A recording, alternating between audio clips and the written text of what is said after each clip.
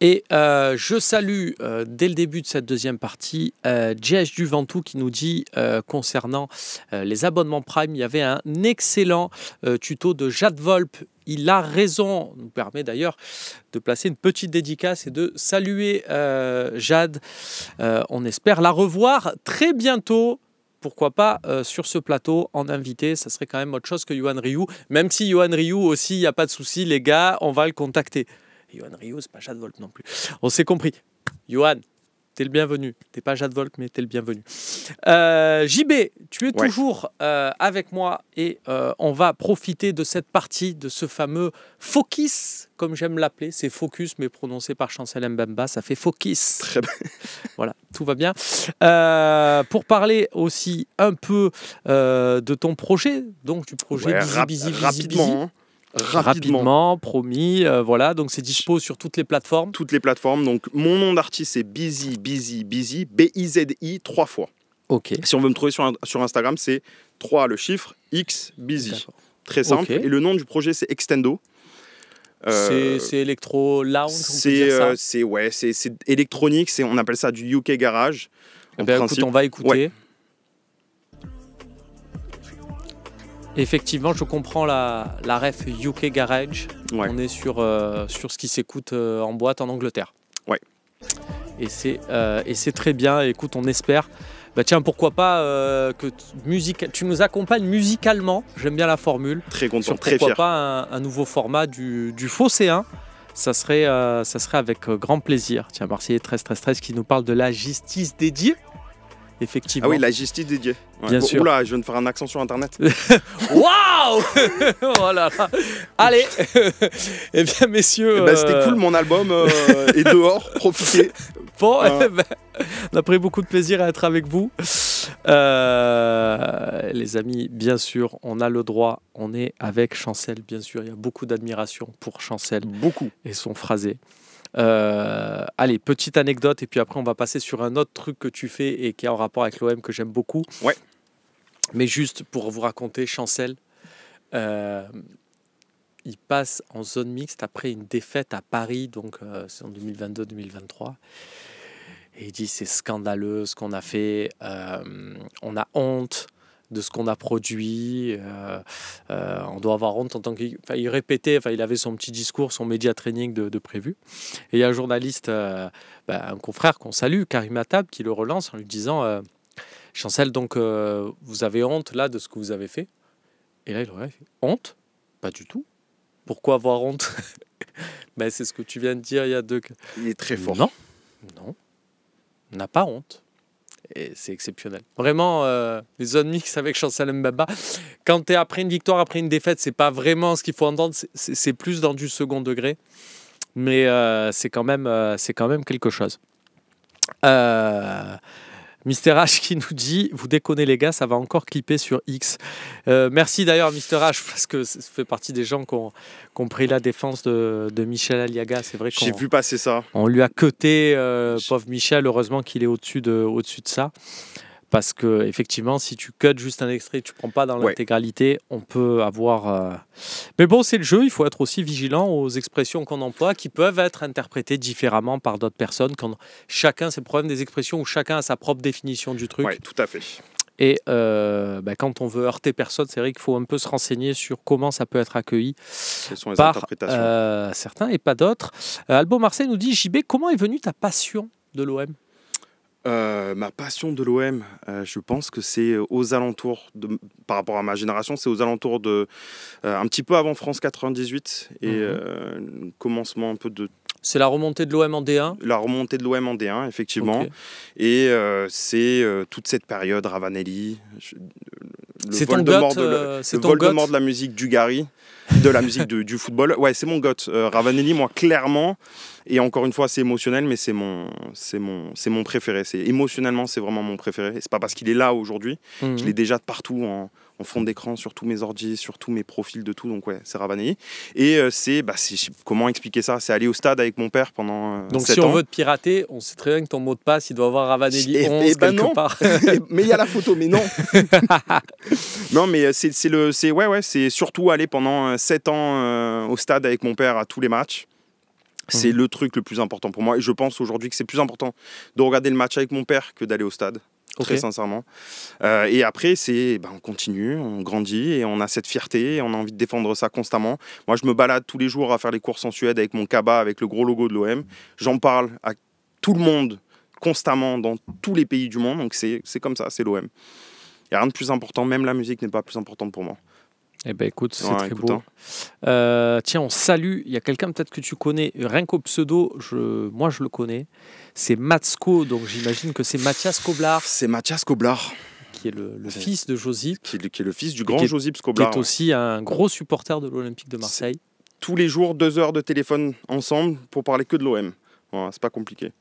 Eh ben ouais, vous avez dû vous faire un sacré débrief de Lens. On n'a pas eu beaucoup de temps pour ces derniers jours, mais ouais, généralement, en temps normal, ouais, c'est toujours très salé et je pense que je le laisse pas beaucoup parler, mais j'aime beaucoup nos ping-pong. Voilà, c'est un grand fan de l'OM. Il est en Croatie aujourd'hui et il ne rate strictement rien. Il est à fond. Voilà. Comme quoi, ça se transmet aussi comme ça. Hein. Meilleure vie quand même, vivre en plus dans la région qui est la sienne, hein, un peu au-dessus de Split, c'est un peu la... Ouais. Est-ce qu'on n'est pas dans un des plus beaux endroits du monde ? C'est très beau, c'est vraiment très beau, c'est à faire et c'est génial. Il y a de bons exemples de genre de choses qu'il faudrait qu'on fasse à Marseille en termes d'exploitation du littoral. Ouais. Je conseille à tout le monde, tiens, les petits... parce qu'il y a beaucoup, hein, la Croatie, c'est aussi un petit conseil voyage, c'est comme ça. On parlera, tiens, il y a Nico Hamsas qui nous demande si j'étais à Göteborg en 2004, du coup. Moi ? Tu n'étais peut-être pas déjà dans ton aventure suédoise. Mais, on prononce Göteborg. Göteborg. Au passage, hein, c'est... Pierluigi Collina. On lance aussi comme ça. Mais effectivement, voilà... Beaucoup de gens maintenant, c'est peut-être un peu plus l'Albanie qui est à la mode. Sublime l'Albanie aussi, attention. J'y suis pas allé, je connais la Croatie, mais le reste...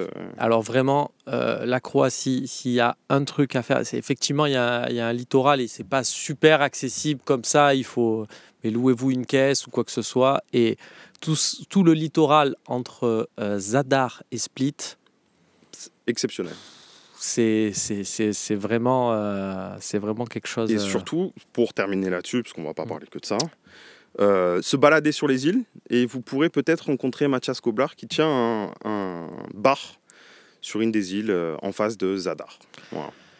Pourquoi pas, on se le prend avec grand plaisir, ce conseil, ce petit plan sorti. Alors, sorti en voilier pendant quelques semaines, si vous y allez en voilier. Mais bien sûr, la Croatie. Puis je crois qu'il y a une ligne Ryanair Marseille-Zadar, qui d'ailleurs a été ouverte grâce à Josip Skoblar. Voilà. C'est vrai. Ça me dit peut-être quelque chose. Ouais. C'est une histoire, puisqu'il était forcément, on parle de Josip Skoblar. Et la municipalité de Marseille était ravie de le recevoir, la municipalité de Zadar aussi. Et du coup, il a œuvré pour le rapprochement, comme il y avait une ligne Ryanair qui devait s'ouvrir, partant de Marseille pour aller en Croatie, il a dit Zadar, c'est chez moi. Et c'est très très facile d'accès, c'est très rapide. Voilà. Donc c'est le bon plan à faire, les gars, pour évacuer cette défaite de Lens et tout, là, quand il va avoir la trêve pour Pâques. La Croatie à Pâques, c'est pour vous. On disait, on est ensemble aussi un peu. Je profitais de ta présence. Alors, dans la troisième partie, le numéro va s'afficher, les amis. Si vous voulez téléphoner, voilà, et participer avec nous à cet OM au café, c'est avec grand plaisir. Il y a Matrax 2A qui nous dit, Romain, juste essayer de modérer un peu sur le chat sur YouTube un certain Donovat Delmotte. Dit des dingueries à tous vos lives. Écoute, on va voir un peu avec Loïc Lachaud, qu'on salue, qui fait beaucoup de choses en même temps. S'il peut aussi jeter un œil à tout ça, on va checker. Juste, je disais, vraiment avant de passer à cette troisième partie, JB, tu as un petit kiff aussi. J'en avais parlé lors de notre dernière ligne droite Mercato avec Sébastien Volpe. J'avais dit, tiens, on pourrait faire une tier list. J'ai vu dans le regard de Seb qui ne savait pas trop ce que c'était une tier list, qu'il n'avait pas trop envie de s'aventurer dans ce truc-là. Je le comprends, je ne lui jette pas la pierre. C'est vrai que des fois, je pars dans des idées, ça peut faire peur. Mais une tier list, ça ne fait pas peur. On va regarder là dans l'écran. Derrière moi, vous voyez à quoi ça ressemble. Regardez, c'est là. Une tier list, il y a des petites catégories, top 10, il y a plusieurs choses. Et dedans, on peut classer des joueurs de l'Olympique de Marseille. Voilà, on peut faire ça tous ensemble. Alors, je ne pense pas que le format convienne, j'ai envie de dire, là, sur cet OM au café. Mais ce que je te propose, JB, c'est vraiment un jour, pourquoi pas, tiens, pendant la trêve, on se fait une émission spéciale. Super et on se fait une tier list, c'est très Twitch, et on se fait ça, pourquoi pas, tous ensemble. Très clivant. Il va y avoir des gros débats. Mais là, par exemple, sur l'image qu'on vous montrait, il y avait différentes catégories. Top 10. Donc top 10 sur les joueurs de l'OM depuis que tu suis l'Olympique de Marseille, donc de 97 à maintenant. Le principe, c'est que je me suis dit que je voulais pas mettre les saisons d'avant parce qu'en fait c'est très facile, on va se retrouver directement avec des Waddle, Boli, etc. Je pensais que l'intérêt c'était plutôt de faire après la remontée en D2 jusqu'à l'année dernière. Pas mettre les joueurs d'aujourd'hui qui sont encore actifs, même s'ils y étaient l'année dernière, comme Balerdi. Donc jusqu'à ce que pas mettre Rongier non plus dedans parce qu'il joue encore à l'OM, on va peut-être le détester ou encore plus l'adorer, je ne sais pas. Mais l'intérêt c'est de se rendre compte, c'était justement avec Mathias Koblar, on se posait la question de nos joueurs préférés de l'OM et on avait énormément de mal à resituer ça. Donc on a monté ça et c'est hyper simple à utiliser, juste il faut piocher et se dire voilà, est-ce que ce mec je l'aime bien, est-ce que... Très simple. On va le faire ensemble sur quelques noms. On a le top 10, le presque top 10, le on n'oublie pas. J'aime bien la formule. Vous étiez là, les frérots, et merci pour ce que vous avez fait. Et le on oublie. Du coup, vous êtes venus, les frérots. C'est pas grave. Et du coup, on peut en classer plein. Tiens, si je te dis Luis Gustavo. Et moi, Luis Gustavo, c'est dans... Je l'avais fait dans mon truc, mais c'est soit on n'oublie pas, soit presque top 10. Oh! Ah ouais! Luis Gustavo... Mais le truc, c'est que cette tier list-là, elle évolue en fait au fur et à mesure du processus. Voilà. D'accord.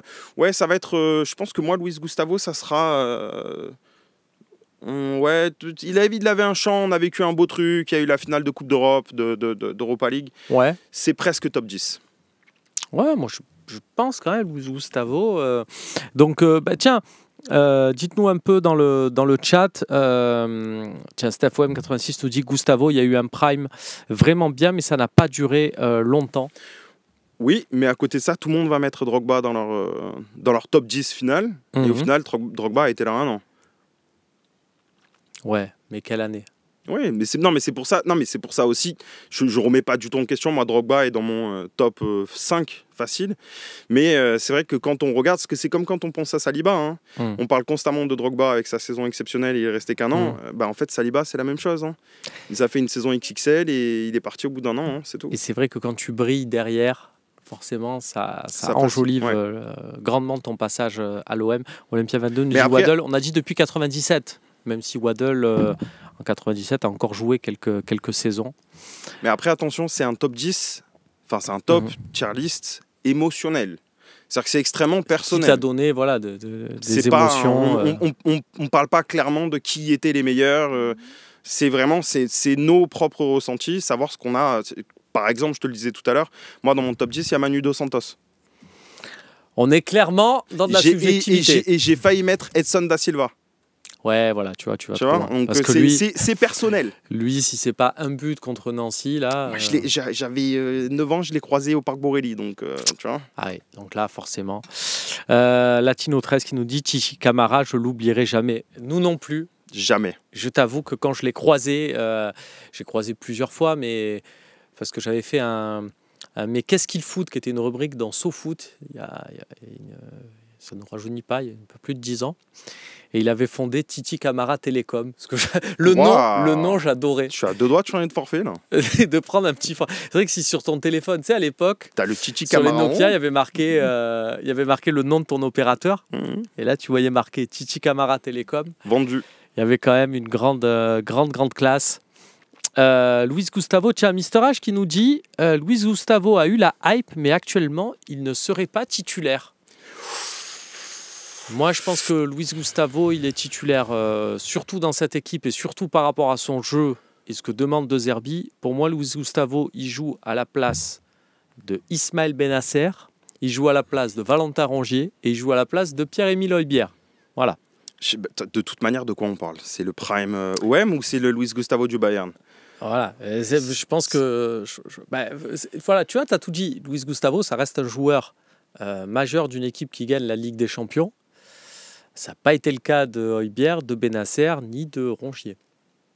Juste moi, je place le Pierre-Emile Højbjerg. Si je pouvais rajouter les joueurs de cette année, il serait dans mon top 10 largement. J'aime beaucoup ce qu'il dégage. Ouais, et même, on s'est trop habitué en fait à son niveau et on commence à le critiquer alors qu'en fait, continue à faire des contrôles orientés assez incroyables et des passes vers l'avant, je le trouve merveilleux. Après, il y a plein de personnes qui vont pas être d'accord avec moi, mais je pense qu'il est essentiel pour notre futur. Allez les amis, on se quitte. Petite coupure pub avant de passer à la troisième partie. On y est, et tiens, il y a Loïc Lucho qui nous dit Alfonso Pérez. Ah oui, là aussi dans le émotionnel, parce que lui, il avait fait de très bons débuts, il avait vite disparu, l'attaquant espagnol. C'est vrai. Il nous dit j'avais des pompes toutes blanches pour lui ressembler. C'est vrai que c'était un des premiers joueurs qui jouait avec des crampons de couleur. Il avait les cheveux longs, hein. Ouais, il avait les cheveux longs. C'est ça. Ouais. Il ressemblait un peu à Elinton Andrade, en mieux. C'est vrai. Embrasse Elinton, bien sûr. Qu'on aime beaucoup. Qu'on peut même pas mettre dans On oublie. Oui, on peut le mettre dans On oublie, Elinton Andrade. Non. Mais je crois, moi, il est dans On n'oublie pas. Ah. Je pense qu'il est dans On n'oublie pas, ouais. En vrai, mais bon. À revoir. De toute manière, tout ça, ça se construit petit à petit. Bien sûr. Charlie Goyard nous dit Lorik Sana dans le top 10 pour moi. Moi aussi. C'est vrai que Lorik Sana, c'est un carnet Jessie Las Vegas qui nous dit Sébastien Pérez. Ah bah écoute, il est dans la liste. Sébastien Pérez, tiens, on le fera venir avec plaisir dans un OM au café, je me le note aussi. Si ça vous intéresse, hein. Si ça vous intéresse pas, pas de possibilité, mais pas de souci pour moi, on le laissera faire son très bon travail. Il est directeur sportif à l'AS Cannes, qui fait un petit parcours en Coupe de France, ça va. Donc, oui, c'est Pérez, pas trop mal, ouais. C'est pas trop mal ce qu'ils sont en train de faire. On peut le convoquer avec grand plaisir. Nico Amskas nous rappelle son but contre Zagreb. Évidemment, cette volée-là, elle était mythique. Arsène Larsen, Romain, fais-nous venir Christophe Dugarry. Il y aurait du débat. Pourquoi pas? Après, je suis pas sûr en termes. La vie de Christophe Dugarry au Maroc fait que il est bien avec RMC et surtout il a aussi ce truc de pas trop se disperser.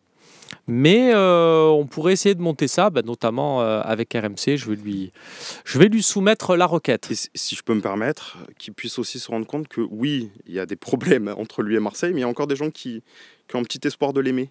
Moi. Ouais. Moi, il m'a marqué personnellement, même s'il n'a pas été extraordinaire. Donc, si ça peut permettre de rabibocher un peu l'ambiance avec lui, parce que ça devient quand même compliqué l'acharnement. Mais moi, je l'aime beaucoup. Il ne faut pas oublier quand même dans l'histoire de l'OM que Christophe Dugarry reste l'acteur majeur du match mythique de l'Olympique de Marseille. Mine de rien, même si on attribue, et aussi à juste titre, tout le mérite de ce match au coach de l'époque, Roland Courbis, je parle bien sûr du OM Montpellier 5-4, Christophe Dugarry, dans ce match-là, excusez-moi, il n'y est pas pour rien. Marque de but, passe D sur son premier ballon, ça fait beaucoup. C'est la fin, les amis, de la deuxième partie. On lance tout de suite le petit jingle, on s'envoie la troisième.